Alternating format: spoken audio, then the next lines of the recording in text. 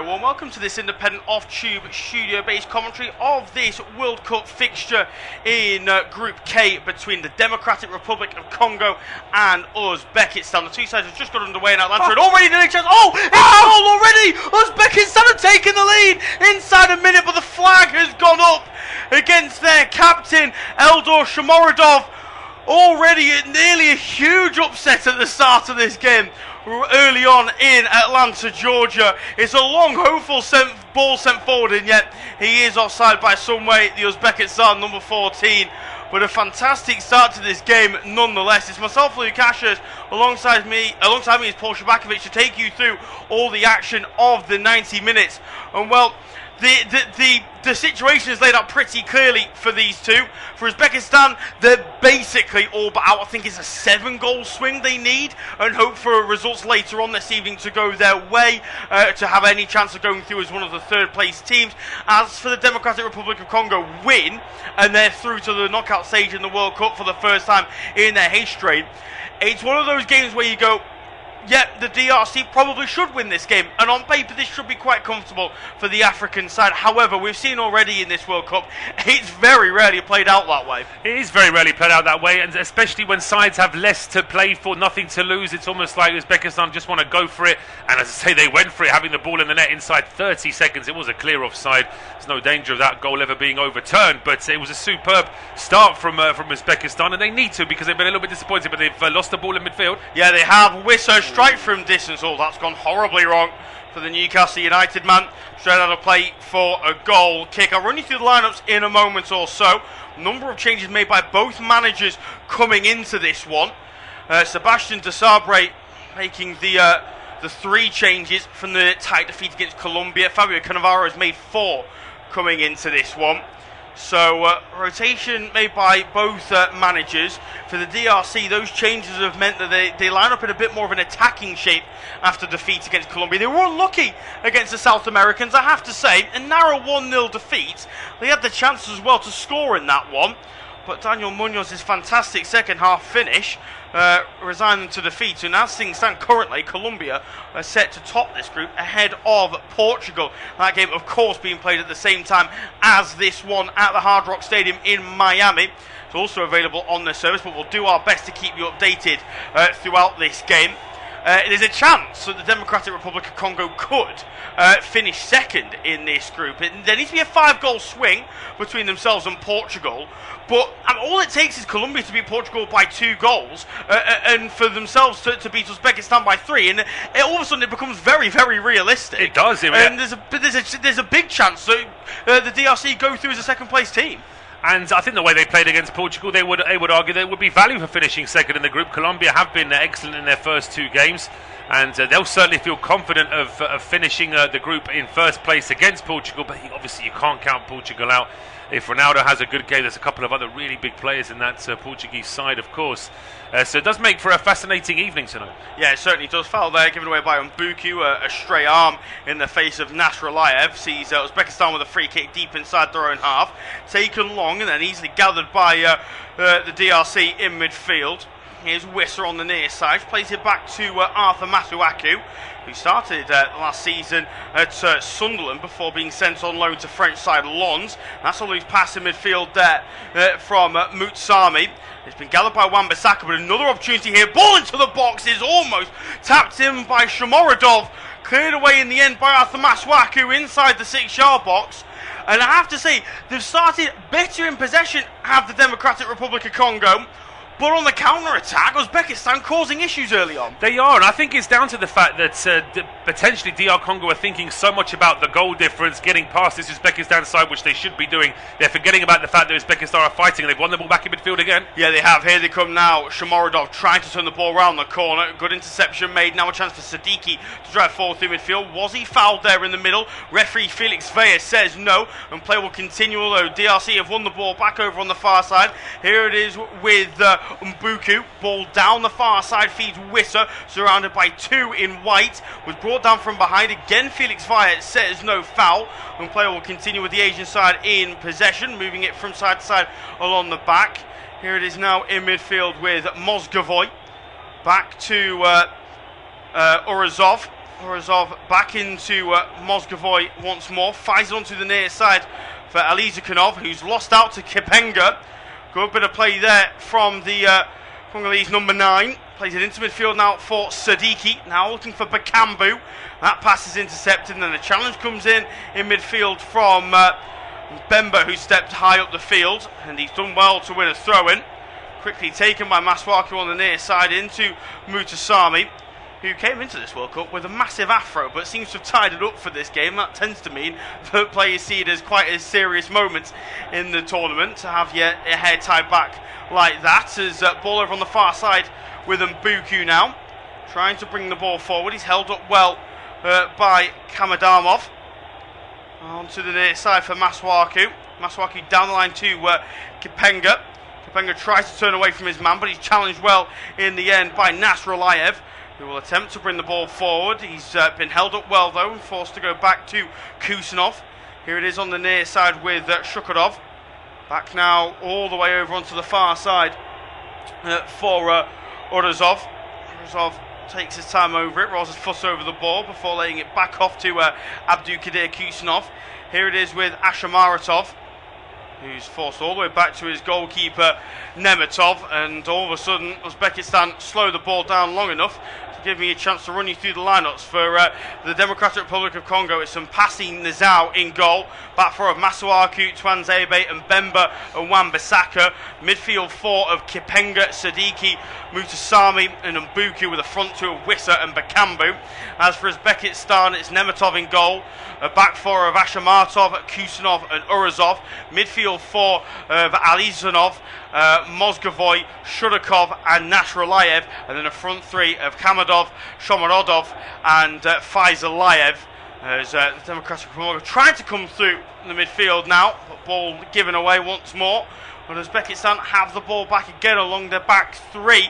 I thought initially they looked pretty good in possession, did the Democratic Republic of Congo, but all of a sudden they started to become a little bit sloppy. And Uzbekistan are showing great energy to win the ball back in not dangerous areas, but they're not allowing any threat onto that back three. No, well, there's virtually been nothing for the in the final third. Although just as I say that, DRC do win the ball back. Wissa just having to roll this ball back in towards Muntasami. But I think from Congo's point of view, they just need to take it easy as well. It seems to me that Uzbekistan really want to make a statement at the start of this game, but whether or not they can maintain that high press for the entire match is a different matter. Here comes Kipenga. Yeah, Kipenga, nice run forward, trying to play Wissa in behind, making the underlapping run, but ball over hits and straight through to the hands of goalkeeper Nemetov, who will take his time over it before getting his side moving once more. It's over onto the far side now with Urazov.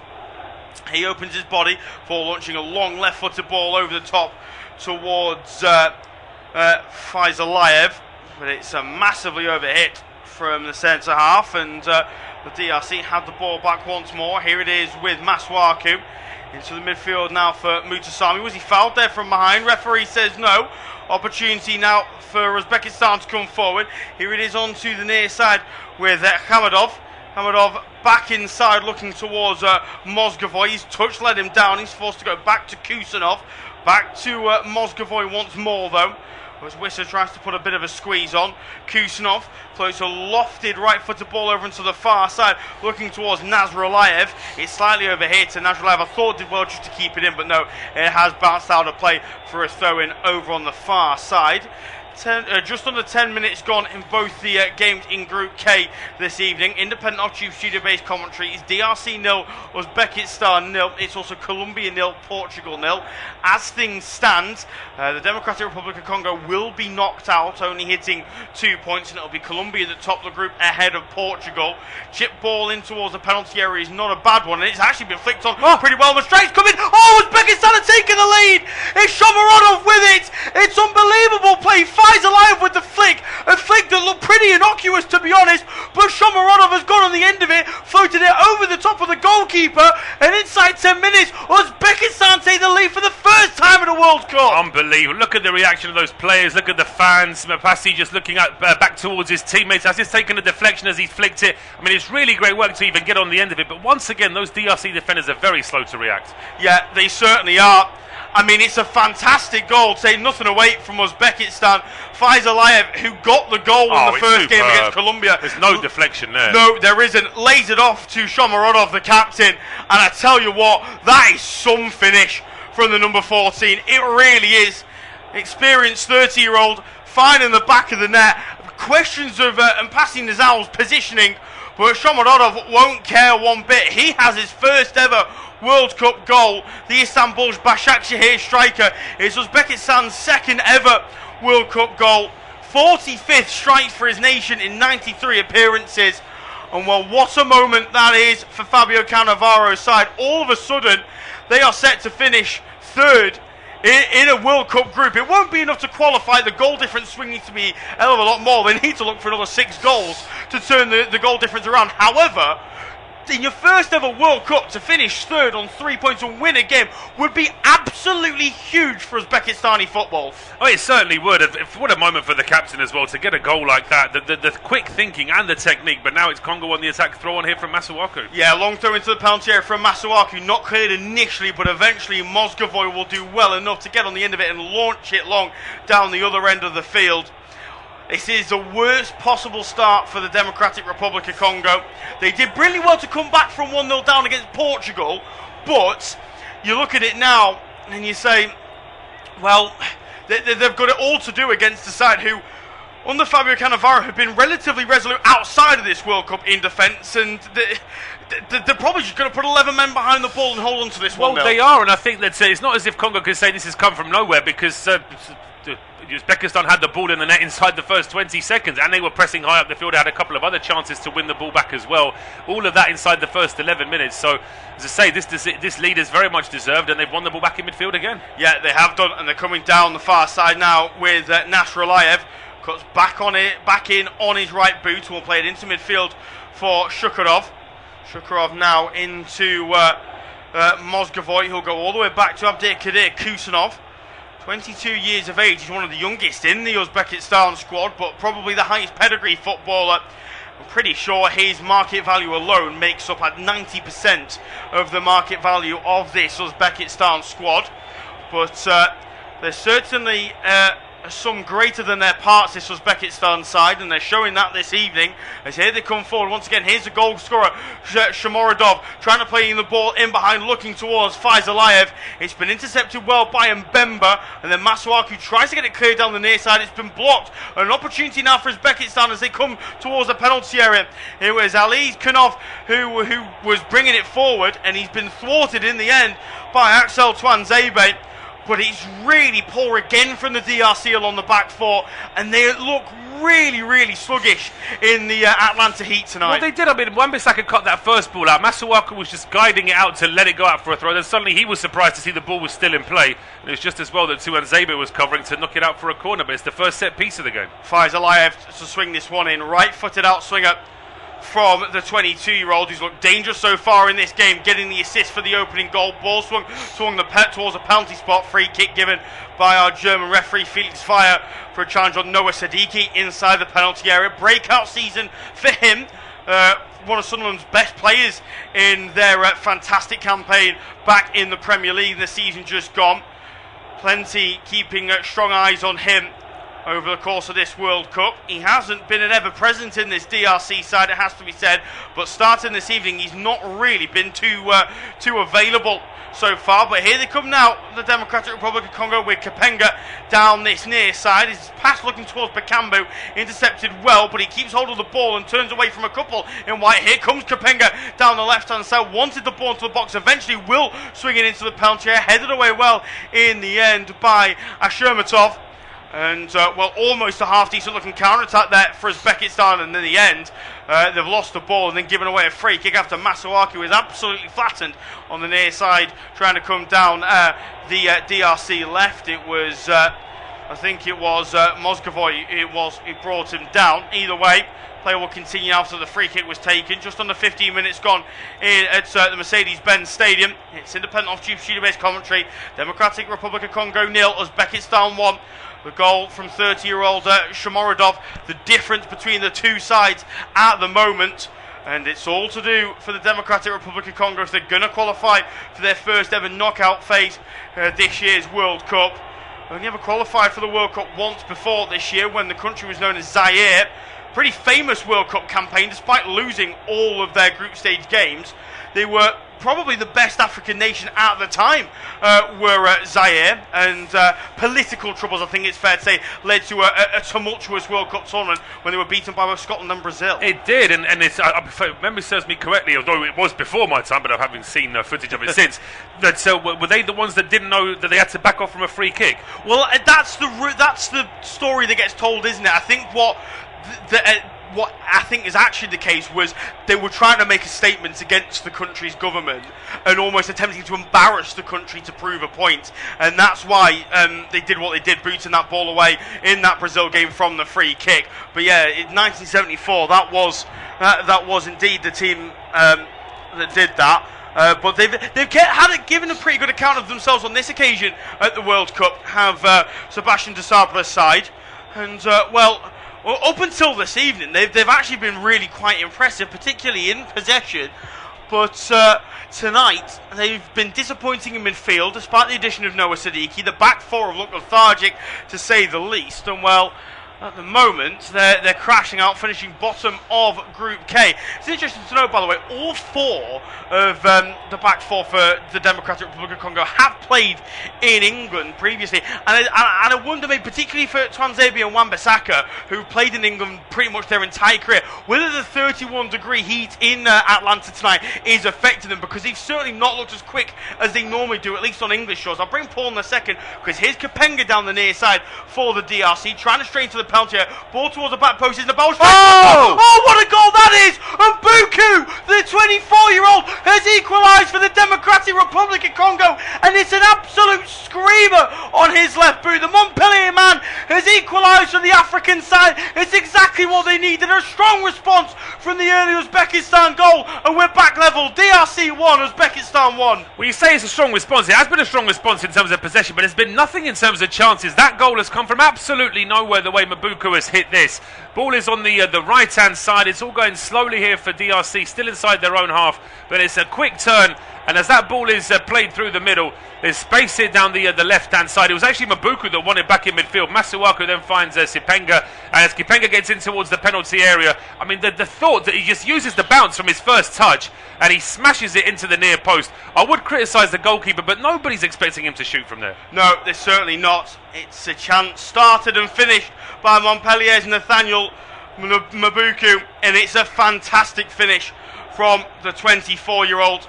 He scored 2 goals for DRC before this evening, made that 3 now. However, there is a VAR review of the goal. As Mbuku won the ball back, there's a stray arm over on the far side as he tries to run away from Sherzod Nasralayev. We've already seen a free kick given for a similar thing earlier on in this game from our German referee, Felix Weyer. And well, if you're going to go with consistency, this goal's going to have to be ruled out after the foul was given earlier on in the half. And I think that's exactly what Felix Weyer is about to announce to the crowd at the Mercedes-Benz Stadium. We obviously, on our independent off-tube studio pictures, cannot hear what the German referee is saying, but the assumption is this goal is going to be ruled out. And unfortunately for the Democratic Republic of Congo, they don't have an equaliser, and it's an escape for Fabio Cannavaro's side, because the space did open up for the DRC there. Oh, it did, and you've got to feel for Mabuku as well. I mean, I don't know how much intent there is from what he was doing there. I mean, we look at the way he does that. I mean, I think the way the player reacts gets that free kick given, because there isn't that much contact with his face. There's no real genuine attempt to hand off the player there. He's just jostling for position, really. If that goal was disallowed in the Premier League, we'd be ranting about it for days, I think. We certainly would. I think the problem is Felix Weyer set the precedent earlier on in the game when he gave a foul against Mabuku for that sort of challenge. And I think time and time again we see fouls given for players almost sort of handing off the opposition. I personally don't like to see it, but we know with professional footballers, any contact to the face, they're going to make the most of it, and that's exactly what Nasralayev did on that occasion. But promise for the Democratic Republic of Congo, they know that they can challenge this Uzbekistan back three, and they just have to continue to do the same thing. Just as I say, that's terrible from Mbemba and Twanzebe, both going up for the same long ball. Is that a high boot there along the halfway line? Yes, it is. challenge there being brought in on Shukurov. And that is indeed going to be a free kick and a chance for Uzbekistan to get a hold of the ball once more. Absolutely. Well, if we're worried that this game might not sort of tick over, being a bit of a slow burner, I mean, we've had the ball in the net inside 20 seconds, disallowed for offside. Then we've had a worldie from Uzbekistan to take the lead. We've had a worldie from DRC to equalise, which has now been chalked off for VAR. And we've only just hit the 20th minute. So this game is living up to, well, it's surpassing expectations. Yeah, it certainly is. I mean, I wouldn't call it the highest quality football match I've ever seen, but it certainly had thrills and spills. As Noah Sadiqi's been yellow carded for that challenge in the middle of the park on Shukurov. I'm not sure you can give a yellow card for that. Now, I'm just going to throw this out there. In the Germany-Ecuador game, we saw a goal given despite a challenge worse than that being made by Germany. How that's ended up as a yellow card for Noah Sadiqi, I'm not too sure, but Uzbekistan on the attack straight away down the near side. It's dreadful defending again from Masuaku. Ball swung in by Faizalayev is overhit and straight out of play for a goal kick. Yeah, but that's poor again. It's poor from Masuaku, but the crossing is poor as well. I mean, there's absolutely no way that anyone in Uzbekistan shirt is going to get on the end of it. But you mentioned Masuaku as a former West Ham man loaned out by Sunderland. I've always felt that he's a great wide player, but he's almost a winger that's been converted into a defender. His defensive ability, I think, has always been left a little bit to be desired, which is maybe why he can't sort of become a regular Premier League defender just for that reason, and he's been exposed tonight as well. Yeah, absolutely. You can tell he definitely played as a winger in his youth days, and I mean, he's certainly lost a yard of pace as well since I last saw him for Sunderland, which is crazy because that was only about 6 months ago. That ball played out to him on the near side. It goes back to the point we were making before we saw that goal from DRC in terms of the playing in the heat. I think it does have an impact on all the players, even players that might be used to the sort of the warmer climates and everything else. I just think that playing in 30 degrees is always going to be a bigger test, and it's certainly proving to be. Certainly some players aren't moving around as freely as they'd like to. Yeah, long ball sent forward towards Bakambu by the DRC is gathered by Johan Wisser in the end, headed forward to him by Sadiqi's not a bad one, read well though by Kusinov as he tracks the runner as the ball's put out of play on the near side for throw-in. He's been vital so far for Uzbekistan this evening, handling Johan Wisser really quite well. Two Premier League footballers playing against each other this evening, as that's going to be another free kick given as another Uzbekistani player hits the deck rather cheaply after a tap on the head, I think I'm going to call that. Mozgovoy this time it is that hits the deck, and as that free kick is given, referee Felix Vaya is going to send us to the hydration break, as I'm sure they're doing in Miami with the Colombia-Portugal game. A reminder, available on this service this evening, Colombia-Portugal still 0-0, meaning Colombia are set to top this group and put themselves in a pretty decent position heading into the knockout rounds, because they set up a tie against Ghana, and following that they're going to face either Switzerland, or if they can get through that tie against Ghana, by the way, they'll face either Switzerland or Iran. Probably not Iran actually against Switzerland, because it looks as though they might be, or may well be heading out of this year's tournament, but they'll put themselves in a pretty decent position, Colombia, if they can top this group. Oh, they certainly will, and they'll be a force for anybody. Colombia have got some really decent, a real sort of solid spine of the team. A couple of players that can do something for nothing. We know how effective Daniel Munoz has been for Crystal Palace, and he's already proven himself to be very effective at this World Cup. Similarly, but as this hydration break, we've certainly seen a lot of ranting about the hydration break, whether it's necessary, whether it's for commercial reasons. But I would say that in this particular game, it's absolutely necessary, because it is around 30 degrees, and it only takes I think it needs to be 24 or 25 back in the English League for us to have a hydration break during Premier League and Football League games as well. So that's absolutely right, so that both sets of players just get a quick team talk as well, getting a replay of that fabulous goal that gave Uzbekistan the lead. But of course that's not the whole story. Uzbekistan actually scored inside the first minute, and there was a fabulous goal from DRC as well. Yeah, absolutely. Well, I've got this hydration break, by the way. I can give you the news that's come out since kick-off, that Steve Clarke has resigned as Scotland manager following their departure from this year's tournament. He was, I'm pretty sure, had a contract at least until the next Euros, but yes, he's decided that this tournament is going to be his last dance as Scotland manager. I must say, I can't understand the anger towards Steve Clarke and Scotland. I mean, they're upset that they lost to Brazil.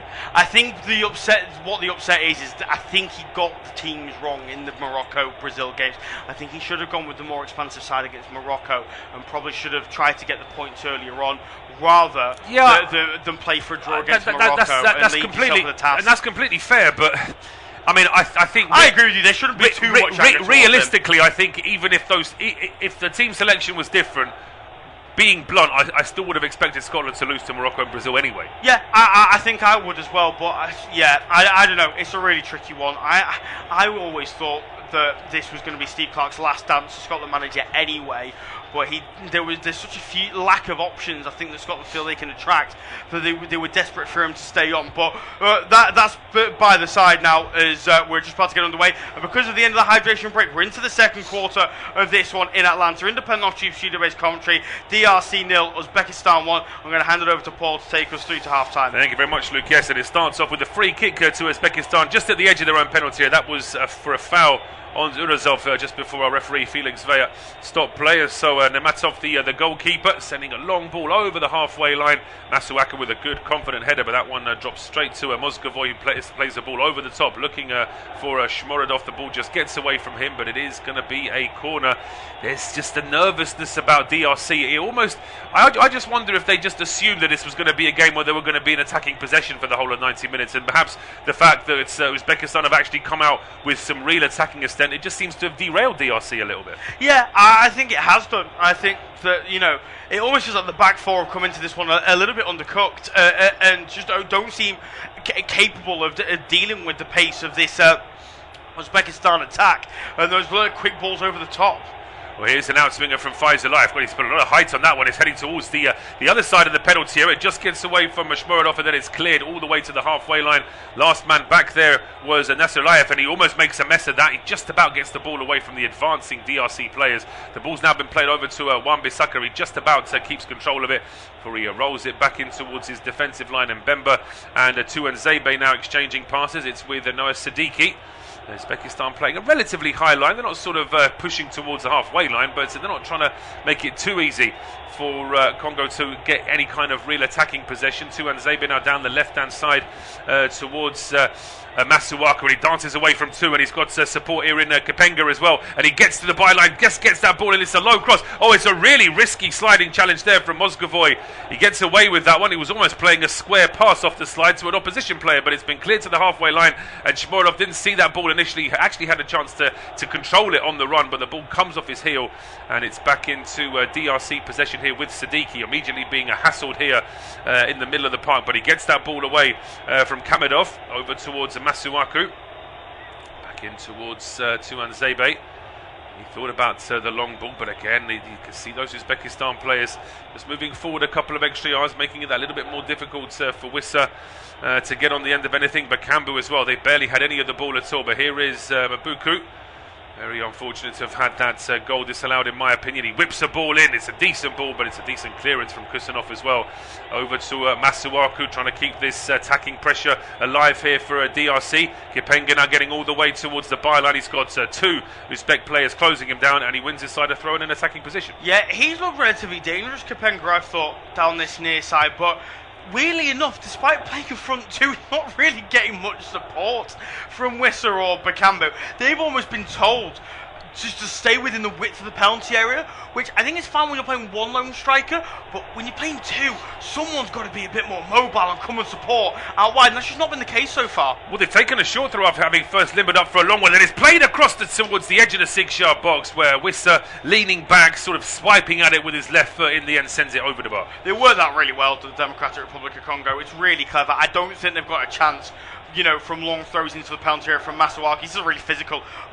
Uzbekistan side who are much taller than this DRC starting 11. That's a really decent move, and in the end I think Siddiqui's ball in doesn't really give Wissa much chance to keep that effort down.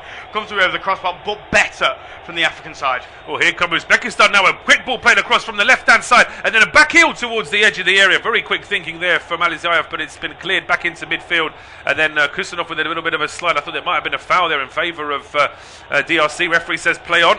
Mozgovoy as support down this right-hand side. The cross comes in, and it's quickly cleared here. Shmorodov from a deeper position, this time from a wide position, but his cross has been dealt with, and now a chance here for the RC to go on the counter. The ball is with Wissa, immediately being closed down there by Kusanov. He keeps the ball alive though, but there's just too many white shirts in Uzbek players there surrounding the front line there for Congo, and it's been cleared all the way back towards the goalkeeper. There's been some decent moments from DRC, but actually that last move we saw, that was from a throw. From open play, they're actually struggling to really make many inroads. Yeah, they are. Cedric Bakambu's really struggling in this one so far. The Real Betis man.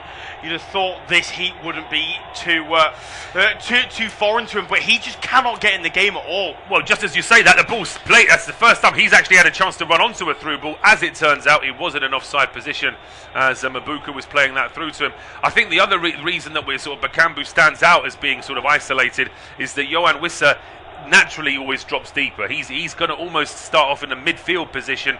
He's played out wide, whether he's been for Newcastle or for Brentford, so he's comfortable in that role, whereas Bakambu really wants that service as an out-and-out number 9. Yeah, he does. I don't know. It's really difficult. I feel like this game, well, for the Democratic Republic of Congo, they need a number 10. They need a creative midfielder in there, and I'm looking towards the bench, and I'm not really seeing anybody who really stands out to me as somebody who could unlock this Uzbekistan side. They are quite a sort of rigid 4-4-2 in the way they play, and I think that's something that may work against them, because, as I say, from the neutral point of view, this is the perfect scenario. The fancy side, the side that have got a much better chance of going through, are currently losing. So you imagine at some point they're really going to have to go hell for leather to really try and get this equaliser, and then of course try and build a lead. But here is Kipenga now. If they're going to do anything, you just feel that he's going to have involvement, and he's had an excellent start to this game. His ball towards the edge of the area is just a little bit too short. Shmorodov now trying to start something for Uzbekistan, plays the ball over towards the left hand side. And that ball was being tracked all the way, but it is out now for a throw. Vazilayev just allowing that one to go out. Fabio Cannavaro really barking out some instructions to his players there. But overall, I think you'll be fairly pleased with what his team are doing. Maybe just a little bit more concerned. They're starting to be pushed back a bit more into their own half, but they must have expected that at some point against Congo. The ball now played out towards the left is Nasrulayev. Pushing forward here, a second Uzbekistan goal really would complicate things hugely for DRC, but of course, conversely, then it suddenly wakes Uzbekistan up, thinking, well, maybe we've got a chance of reversing our very unlikely situation. So to say everything's very finely poised in this final group game. Still goalless in the other game between Colombia and Portugal. Just to remind you, for anyone else that's joining us for the night shift this evening, we've got Algeria, Austria and Jordan, Argentina to come at 3 a.m. UK time. Myself and Luke will be on that Jordan-Argentina game. Very much looking forward to seeing Jordan, and of course to see exactly what kind of Argentina team are going to be put out, because I expect there's going to be quite a few changes as they look to preserve their energy for the knockout stage. But here come DRC. They want to find themselves in the knockout stage. A ball hooked up in the air from Yohan Wissa. Bakambu just casually lets it go out for a throw, and then he's very upset to see the linesman say that it's actually a throw to Uzbekistan. Yeah, poor from Bakambu again. I feel for him a little bit, because he's being asked to go up against Abdikadir Kuznov, who is possibly the most physical defender I've ever seen. Technically, I still think he's very raw, but he's developed a lot over the course of this season with Manchester City. I think playing alongside Mark Gahey has really helped him. But ultimately, a veteran striker in Cedric Bakambu he's always going to really struggle against a youngster like Kusanov, who is so strong and so quick. It just hasn't suited Bakambu's game at all. No, it hasn't, and it's a question of whether a combination of Sebastian de Sabre and the players on the field, and Bakambu himself, if they can find a way to make this work, because right now it just isn't. He's not getting any service at all, other than one through ball which was played to someone who was in an offside position. But now it's Masuaku back in towards Tuanzebe, pushing into the DRC half, into the Uzbek half now with Siddiqui. He finds Kipenga heading towards the penalty area over on the left hand side. Was he pushed off the ball there? Referee just a quick wag of the finger there from Felix Vieira. It's just a goal kick. Yeah. Well, I don't mind it from Kipenga trying to go around the outside. Although I suppose the frustration will be that those penalties don't very regularly get given, so he should have probably gone inside to try and keep hold of the ball. However, I like that he's asked the question of Alizanov. It's a really nice bit of skill trying to skip away from the fullback, who does just push him to the ground. As you can see, Sebastian de Sabre gesturing. There are two hands there from the number 3, but as I said, you very rarely see those penalties given. No, you do. and I think it needs to be blatant. I think it also needs to be in the middle of the box as well. If it's right on the touchline, you tend to sort of get away with those a little bit more. It's almost like the referee's just assuming that the ball's already going out of play. But we're going to get a break in play here now because Fazulayev has literally been trodden on there by Axel Tuanzebe as Fazulayev hits the deck. Tuanzebe, I'm going to say without any doubt, accidentally treads on his arm, but he's certainly going to feel that one. Yeah, that's going to be really, really painful. I'm a little bit concerned here for Fazulayev, the 22-year-old. I mean, Tuanzebe's a big guy. Any sort, he's effectively put his whole body weight through that step. Hands get broken with far less pressure. That's going to be a real painful one.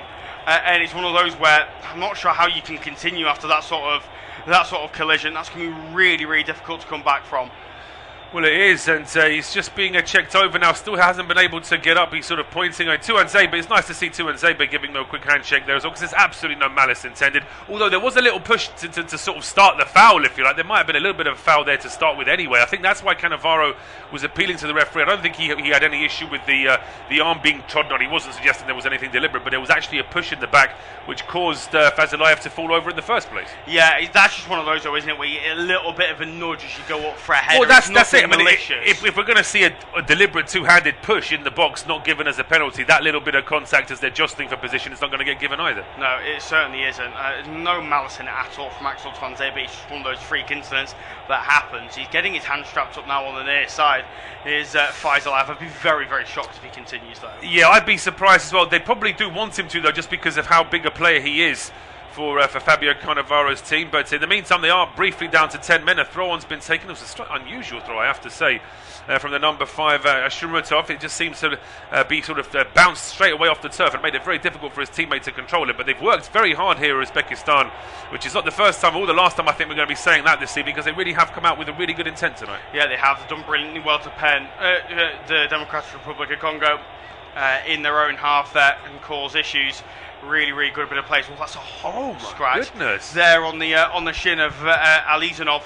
When did he even get that? I don't know, but it's very, very clear. I mean, it's two stud marks in his shin. Yeah. The only thing I'm going to say, right, it doesn't look nice, but I say this time and time again, footballers are in no position to complain about injuries like that. If they're going to wear shin pads that cover the size of a 50p piece, he's got to wear proper protection. Although that was a thing, I mean, that was, I completely agree. Some of the, although saying that, I've said that some of the shin pads that I had to wear in my youth, I mean, it felt like you were wearing a full leg brace. I mean, it was ridiculous. But getting back to the action, Uzbekistan are on the charge, and a cross comes in, and that just got a slight nick off the defender as well. The goalkeeper makes a real mess of that. There's Mapazi Nazal, but he just about gets it away.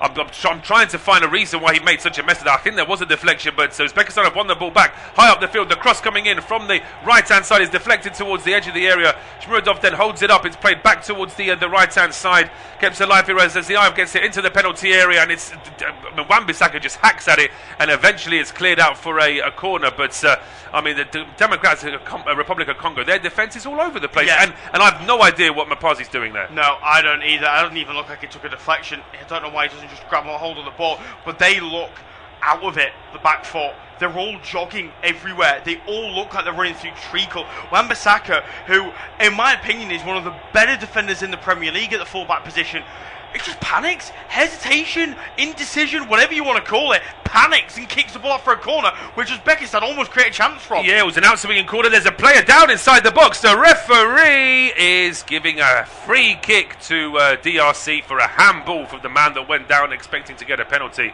Shmurodov, the captain and the goal scorer, he's still holding his right leg like he was expecting to get a penalty for it, but the referee has said that it's actually just going to be a free kick for a handball. We'll see whether or not he's got any arguments there at all. I mean, I don't see where the handball is, quite frankly. I think it's when the ball initially comes in, it almost sort of like deflects off his chest and off his hand, and then when the ball first comes in, it's a good spot, I think, from Felix Via. But yeah, again, Messi from the DRC, who have got serious problems in this game. Uzbekistan look more likely to get the second in this one. Yes, absolutely. As it stands now, we were in the 39th minute, unofficial independent off-tube studio commentary from the game in Atlanta. The Democratic Republic of Congo 0, Uzbekistan 1, and it was an absolute worldie from Eldor Shmurodov that gave his side the lead.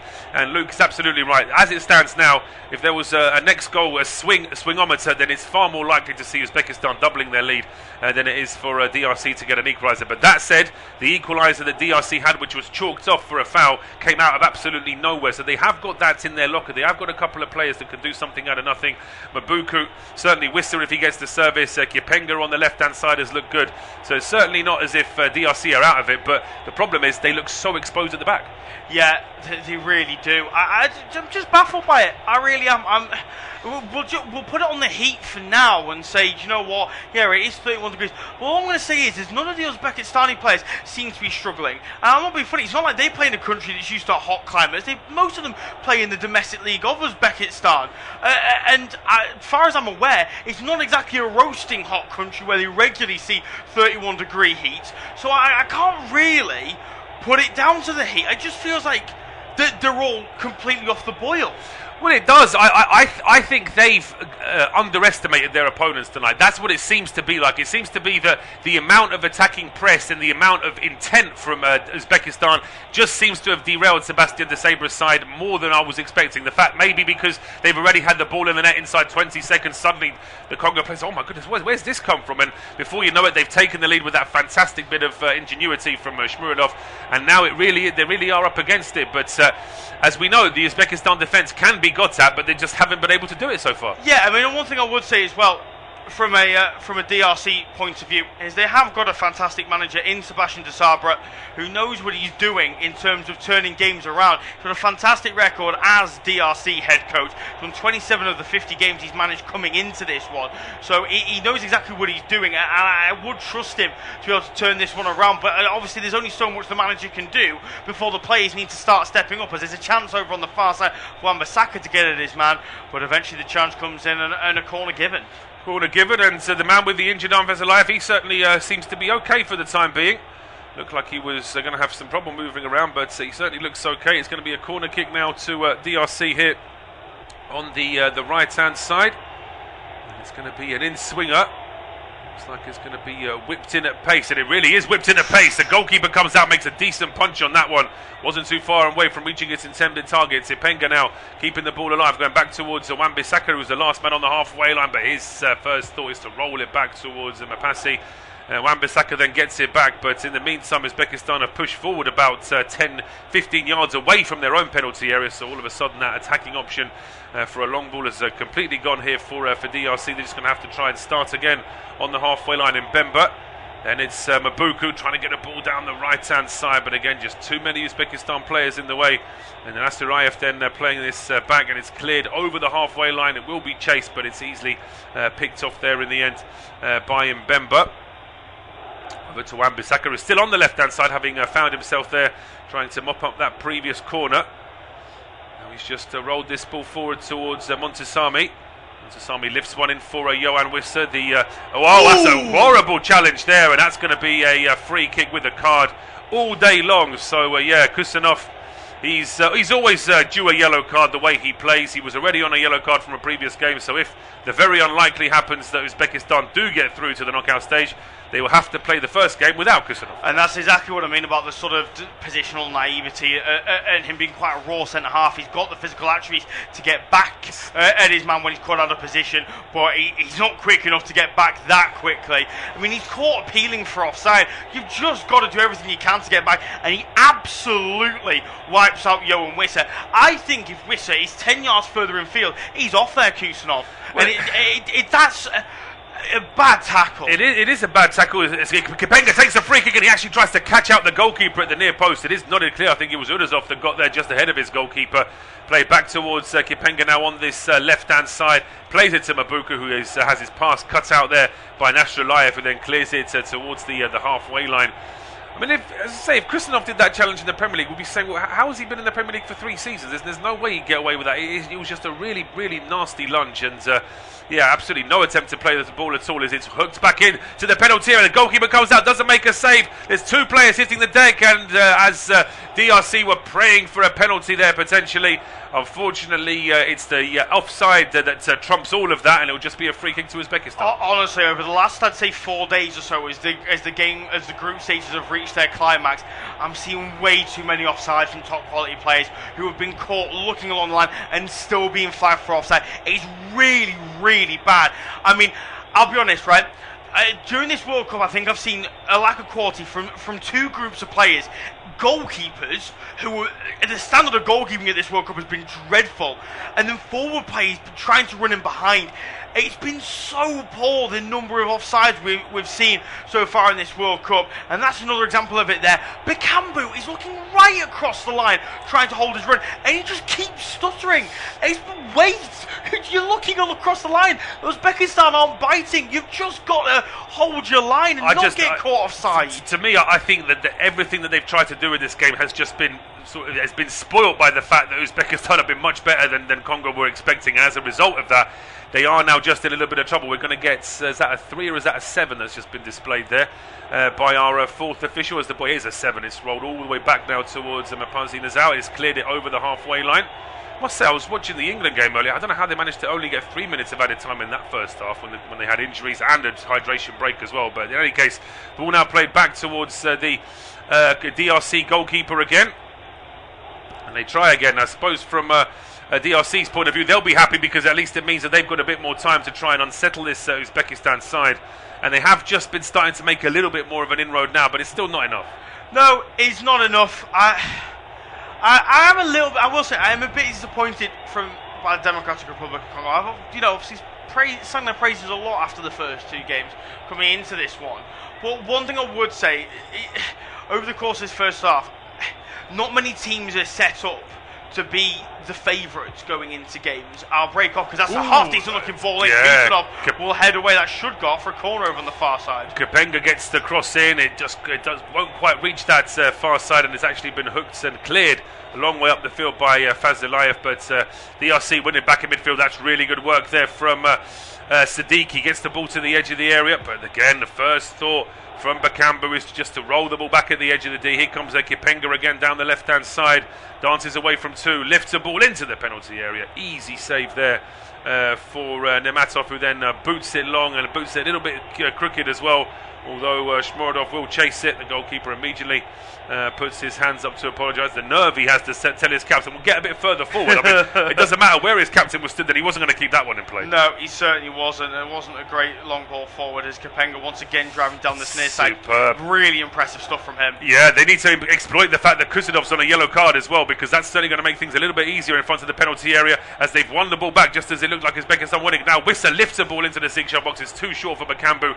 Then it's headed back by Wan-Bissaka. Bakambu was just strolling back into an onside position, so there was no chance of him being able to go for that ball, and it's cleared into midfield. But Mbemba stepping forward here now for DRC, and he was brought down. That will be a free kick to Democratic Republic of Congo. It's about 40 yards out, but it is on an angle, so they can get the ball into the box. Yeah, they can. It needs to be a good ball in. They need to try and get Mbemba and Twanzebe challenging for this inside the penalty area. Hardly any contact. No, there's hardly any contact at all, but he's a centre half. He knows when he can win a free kick. It's clever from Mbemba. This needs to be a good ball in from Mbuku. We've seen quality from him already in this game. He's gone short to Kipenga. What can they do from this? Yeah, it's been taken short, but it's been taken too quick, says the referee. He was still doing some housekeeping at the edge of the penalty area. So Nathaniel Mabuku, scorer of a great disallowed goal in this game, will retake the free kick, and it's a good free kick as well, headed away at the edge of the 6-yard box. It drops to Mbemba, who takes a big swipe at it and in the end misses by quite a long way. I think a player of his quality and his experience has got to recognise that the volley's not on there. It's going to take some effort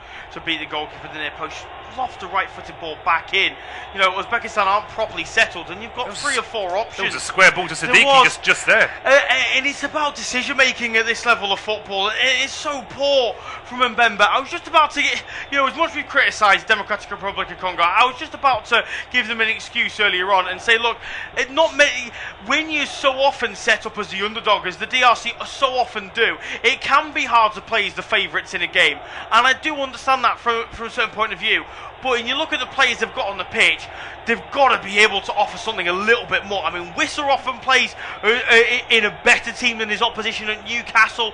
I'd say the same thing about Mbemba for Lille, Wan-Bissaka at times for West Ham as well, playing in England. Siddiqui a lot of the time this season. I'll break off because here's come Uzbekistan. That's got to be a foul from behind. And Buku, we haven't seen many fouls in this World Cup given for challenges from behind. But I'm not being funny. You cannot extend a long arm and push a play from behind and expect the free kick not to be given, and rightly so in my opinion. He's yellow carded. Yeah, Buka gets the yellow card. It's interesting because it is fine margin. We've seen a couple of pushes in the back in this game that have been let go, but it's the force of it and it's how blatant it was. That's what the referee, Felix Zvea, didn't like. So now it's after a good spell of pressure here from DRC. Now they've got some defending to do. Yeah, it gives Faisalayev a chance to tie his laces as well. I've only just noticed that. He's lucky he's gotten away with that for as long as he has, because you're always told as a kid you cannot play with untied boots.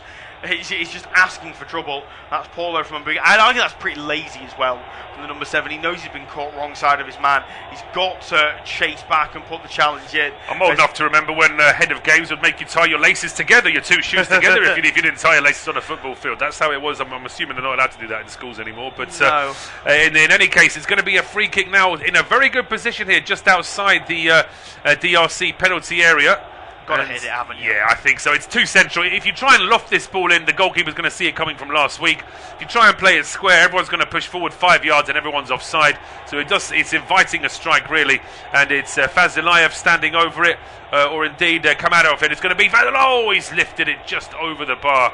He's been a busy player in this. This one has Fazilayev, but on this occasion, just couldn't quite get it on target. Yeah, unfortunate from the 22-year-old. It's not a bad effort, but it was one of those where the wall was so big, it was going to have to be a half-decent strike to get it over and under. And in the end, Fazilayev just too far under the ball, sees it over the crossbar.